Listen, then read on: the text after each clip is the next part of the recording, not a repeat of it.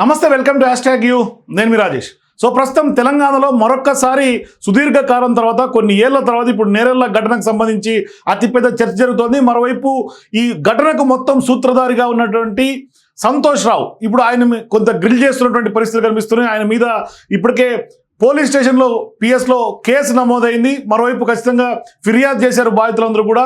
ఇటువంటి సందర్భాల్లో ఇప్పుడు నేరెళ్ల అంశం తెలంగాణ రాష్ట్ర రాజకీయాల్లో ఎటువంటి టర్న్ తీసుకోబోతుంది, మరోవైపు బాధితులు ఏం చెప్తారు, ఎందుకు ఇప్పుడు కవిత వ్యాఖ్యల తర్వాత ఇప్పుడు ఫిర్యాదు చేయాల్సి వచ్చింది, మాట్లాడడం మనతో పాటు హరీష్ గారు, నేరెళ్ల బాధితులు మనతో పాటు నేరెళ్ల నుంచి లైవ్లో జాయిన్ అవుతాం, డిస్కస్ చేద్దాం. హరీష్ గారు నమస్తే. నమస్తాను.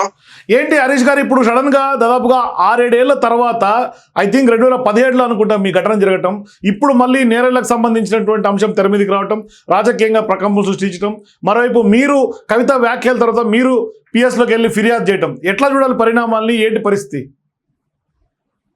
అన్న, గతంలో మేము ఆ ప్రభుత్వం ఉన్న హయాంలో మేము అందరికి తెలిసిన విషయం అన్న, మాపై 3rd డిగ్రీ చేసిన ఎస్పీ విశ్వజిత్ కంపాటి పైన, ఎస్ఐ రవీందర్ పైన, ఇతర పోలీస్ సిబ్బంది పైన చట్టపరమైన చర్యలు తీసుకోవాలని చెప్పేసి 8-9 ఏళ్ళ నుంచి పోరాటం చేస్తున్నాము. మొన్న కవితకు పెట్టిన ప్రెస్ మీట్ ఆధారంగా అసలు మమ్మల్ని కొట్టించడానికి కారకుడు సంతోష్ రావు అనే విషయాన్ని కవితక్క చెప్పేదాకా మాకు ఎవరికి తెలియదు. అందరం చాలా ఉపయోగం ఏంటంటే నేను కేటీఆర్ చేసిన వచ్చాను, చాలా మంది అనుకున్నాం, మేము కూడా అనుకున్నాం, అందరూ రాష్ట్ర వ్యాప్తంగా అందరం నమ్మినాం. మేము అప్పుడు ఆ ప్రభుత్వంలో కేటీఆర్ మీదనే తిరుగుబాటు చేసే ప్రయత్నం చేసినాము. నిన్న కవితక్క స్వయంగా వాళ్ళ కుటుంబ సభ్యురాలు కవితక్కనే స్వయంగా సంతోష్ రావు ఆ సంఘటన చేసిండు, దానికి కేటీఆర్ గారికి ఎవరికి ఎటువంటి సంబంధం లేదు అని చెప్పి స్వయంగా ఆమె మాటల్లో విన్నాము. కాబట్టి సంతోష్ రావు అంటే ఇక్కడ మిడ్ మానేర్ లో గోల్డ్ మైన్ అని చెప్పేసి ఇసుక క్వారీ అయినదే ఉండే. సంతోష్ రావు అనే అక్క అంత క్లియర్ గా, అంటే వేరే వాళ్ళు చెప్తే నమ్మకపోదు మన, అంటే చాలా మంది కామెంట్స్ చేస్తూ నడుస్తూ ఉంటది, కానీ సొంత కుటుంబ సభ్యురాలే ఒక మాజీ ముఖ్యమంత్రి కూతురు చెప్పడం ద్వారా మేము స్థానిక పోలీస్ స్టేషన్ లో పోయి కంప్లైంట్ ఇవ్వడం జరిగింది. ఇప్పుడు కాంగ్రెస్ ప్రభుత్వం కూడా ఎలక్షన్స్ ముందు కూడా, అంతకు ముందు అంటే ఇష్యూ జరిగినప్పుడు కూడా, అప్పుడు రేవంత్ రెడ్డి గారు వచ్చారు, బట్టి విక్రమార్క గారు వచ్చారు, పొన్నం ప్రభాకర్ గారు వచ్చారు, కేకే మహేందర్ వచ్చారు, ఆదిసేన, అట్లా కాంగ్రెస్ ప్రభుత్వంలో ఇప్పుడు మంత్రులుగా ఎమ్మెల్యేలు ఉన్న ప్రతి ఒక్క రాజకీయ నాయకులు మా దగ్గరకు వచ్చారన్న, మా గాయాలు చూసారు, మా ఇబ్బందులు చూసారు. వారు మా దగ్గరికి వచ్చినప్పుడు కాంగ్రెస్ ప్రభుత్వం వచ్చిన వెంటనే కంపల్సరీ మొట్టమొదటిగా మేము చేసేది నేరెళ్ల కేసులో మీపై ఎవరైతే దాడి చేశారో వాళ్ళపై కంపల్సరీ చట్టపరమైన చర్యలు తీసుకొని మిమ్మల్ని ఆదుకుంటామని చెప్పడం జరిగింది. నిన్న కవితకి ఇచ్చిన ఆధారంగానే అంతా ఆమె యొక్క పెద్ద స్థాయిలో ఉండి నేరెళ్ల సంఘటన అసలు కేటీఆర్ కు సంబంధం లేదు, సంతోష్ రావు వేయించిన అమ్మాయి ఆమె అంతా కరెక్ట్ గా చెప్తుంది. కాబట్టి ఆమె మాటలను ఆధారంగా చేసుకొని మేము స్థానిక మా తంగలపల్లి పోలీస్ స్టేషన్ లో కంప్లైంట్ ఇవ్వడం జరిగింది. సో ఇప్పుడు మీరు తంగలపల్లి పిఎస్లో ఫిర్యాదు చేశారు, ఎఫ్ఐఆర్ అయ్యే ఛాన్సెస్ ఉంటాయా? మరి మీకు ఇప్పటికైనా నమ్మకం ఉందా ఖచ్చితంగా సంతోష్ రావుని కొంత ఈ కేసులో ఏమన్నా కొంత విచారించే అవకాశాలు ఉన్నాయి, ఈ ప్రభుత్వంలో అయినా కూడా మీకు న్యాయం జరుగుతుందని మీకు ఏమన్నా భరోసా ఉందా? అన్న, ఇంకో విషయం ఏంటంటే ఇప్పుడు ఆల్రెడీ నేరెళ్ల కేసు హైకోర్టులో ఆర్గ్యుమెంట్స్ నడుస్తుందన్న. కాబట్టి మేము ఇక్కడ సంతోష్ రావు మీద ఇచ్చినాము. మరి దీన్ని పరిగణనలకు ప్రభుత్వం చేయాల్సిన బాధ్యత, ఇప్పుడున్న కాంగ్రెస్ ప్రభుత్వము వాళ్ళ మీదే ఉంది బాధ్యత. వాళ్ళు చేస్తారా చేయరనే విషయం చూడాలండి. ఇక మళ్ళీ పోయి అనుకొని మరి ఏ ఏడుదాకా వచ్చిందనే విషయం ఇప్పుడు పోలీసు వ్యవస్థనే కదన్న. మేము నిన్న ఎస్ఐ గారితో మాట్లాడితే చాలా సెన్సిటివ్ ఇష్యూ, పెద్ద ఇష్యూ, కాబట్టి దీంట్లో మేము తీసుకోవడానికి ఉన్నది పై స్థాయిలో మా పై అధికారులతో మాట్లాడినాక మాత్రమే నిర్ణయం తీసుకుంటామని వారు మాకు చెప్పడం జరిగిందన్న. సో ఏంటి మీరేం డిమాండ్ చేస్తారు? ఎందుకంటే అప్పుడు పెద్ద ఎత్తున దాదాపుగా 3rd డిగ్రీ పనిష్మెంట్ మీకు ఇచ్చినటువంటి నేపథ్యంలో ఇప్పుడు మీరు కనీసం పని చేసుకునే పరిస్థితుల్లో కూడా లేరు అనేది కవిత చెప్తున్నటువంటి మాట. ఏంటి ప్రస్తుతం పరిస్థితి ఎట్లా ఉంది ఇప్పుడు? ఏం లేదమ్మా, మేము ఎవరం కూడా బాధితులందరం కూడా చాలా ఇబ్బందుల్లో ఉన్నాము. ఈ 9 సంవత్సరాల నుంచి హెల్త్ పరంగా, మానసికంగా, శారీరకంగా అన్ని రకాలుగా సర్వం కోల్పోయినామన్నా. చాలా మంది హాస్పిటల్లో పొండే తిరుగుతున్నారు, చాలా ఇబ్బందులు ఫేస్ చేస్తున్నామన్నా. ఇప్పుడున్న ప్రభుత్వానికి మీ ద్వారా నేను కోరుకున్నది ఏంటంటే, గతంలో మాకు ఎట్లా న్యాయం జరగలేదు, ఇప్పుడు స్వయంగా మీరే హామీ ఇవ్వడం జరిగింది. నిన్న కవితకి ఇచ్చిన స్టేట్మెంట్ ఆధారంగా చేసుకుని హైకోర్టులో నడుస్తున్న మా కేసును ఆధారంగా చేసుకొని ఇప్పుడు సంతోష్ రావు ఆమెకి అంత క్లియర్ గా చెప్తున్నది. కాబట్టి వీళ్ళ సంతోష్ రావు పైన విశ్వజిత్ కంపాటి ఐపీఎస్ పైన, ఎస్ఐ రవీందర్ పైన, ఇతర పోలీస్ సిబ్బంది పైన SC/ST అట్రాసిటీ కేసులు పెట్టి పూర్తి స్థాయిలో విచారణ చేసి మా బాధిత కుటుంబాలను ఆర్థికంగా ప్రభుత్వం ఆదుకోవాలని నేను మీ ద్వారా రిక్వెస్ట్ చేస్తున్నాను. ఎందుకంటే అన్ని సర్వం కోల్పోయి చాలా ఇబ్బందులు పడుతున్నామన్నా. మా దాంట్లో 2-3 కూడా సీరియస్ గా ఉన్నారన్న. ఇక అది మళ్ళీ ఏమన్నా ఇబ్బంది కలిగితే చాలా నష్టం జరుగుతుంది అన్న మాకు.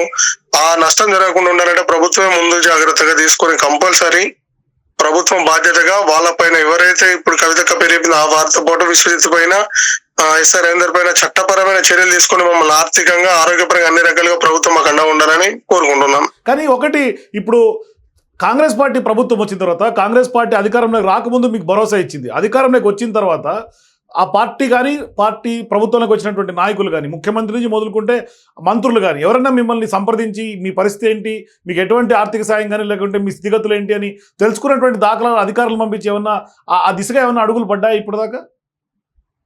పర్లేవన్నా, అంటే రెగ్యులర్ గా మేము ఇక్కడ ఆదిశీన్ అన్నను, కేకే మహేందర్ అన్నను వాళ్ళని కలుస్తున్నాము. మా కేసుకు సంబంధించి మా సమస్య పరిష్కారం తొందరగా కావాలని చెప్పేసి వాళ్ళకి రిక్వెస్ట్ పెట్టినాము. 1 year బ్యాక్ కూడా కాంగ్రెస్ ప్రభుత్వం వచ్చిన తర్వాత కూడా మేము ముఖ్యమంత్రి రేవంత్ అన్నని కలవడం జరిగింది. వారు కలిసిన సందర్భంలో కూడా ఆ రోజు పునఃప్రభాకర్ అన్న, ఆసిన్ అన్న, మహేందర్ అన్న ఉన్నారు. వాళ్ళకు కూడా క్లియర్ గా చెప్పారు వీళ్ళ సమస్య మనం పరిష్కారం చేయాలి, మనం మాట ఇచ్చినాము, ఇచ్చిన మాట ప్రకారం మనం నిలబెట్టుకోవాలని చెప్పేసి చెప్పడం జరిగిందన్న. ఇది హైకోర్టులో ఉండడం వల్ల దాని ప్రాసెస్ పరంగానే చేయాలి. హైకోర్టులో ఉన్నప్పుడు అది దాని ప్రాసెస్ దానికి ఉంటది కాబట్టి తొందరలోనే ప్రభుత్వం తప్పకుండా న్యాయం చేస్తుందని హామీ ఇస్తారన్న.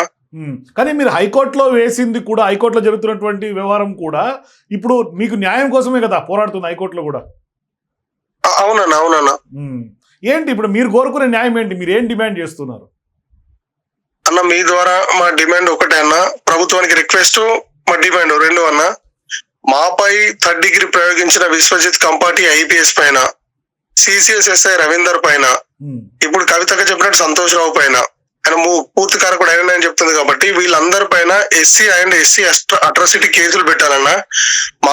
మేము ఏం తప్పు చేయకుండా మమ్మల్ని ఏ విధంగా అయితే జైల్లో పెట్టి చిత్రహింసలు పెట్టి 3rd degree చేసారో వీళ్ళని కూడా అదే మాదిరిగా చేస్తూ మా జీవితాలు అంధకారంగా మారిపోయినా మేము పనిచేసుకొని బతకలేని పరిస్థితులు ఉన్నాం కాబట్టి ప్రభుత్వము మమ్మల్ని, మా కుటుంబానికి ఒక ప్రభుత్వ ఉద్యోగం, ఆర్థికంగా మమ్మల్ని ఆదుకోవాలని చెప్పేసి మీ తరపున నేను రిక్వెస్ట్ చేస్తున్నాను. ఒకసారి మన వ్యూవర్స్ కి మీ ఇంట్లో స్థితిగతులు, పరిస్థితులు ఏమైనా చూపించే అవకాశం ఉందా అక్కడ ప్రస్తుతం? అంటే మీ పొజిషన్ ఎట్లా ఉందని చూపించడానికి. అన్న మామూలుగా ఇల్లే కదన్న, మామూలుగా ఇల్లే, ఇక అన్ని ఏముంటదన్న, ఇది మా కామన్ మధ్యతరగతి కుటుంబం, చిన్న కుటుంబం అన్న.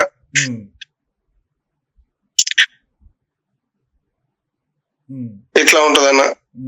సో రేకులు రూముల్లో ఉంటున్నారు అంతే కదా అన్న? రేకులను ఇల్లు ఇట్లా కమైండ్ ఉంటది అన్న, రేకులతో పాటు.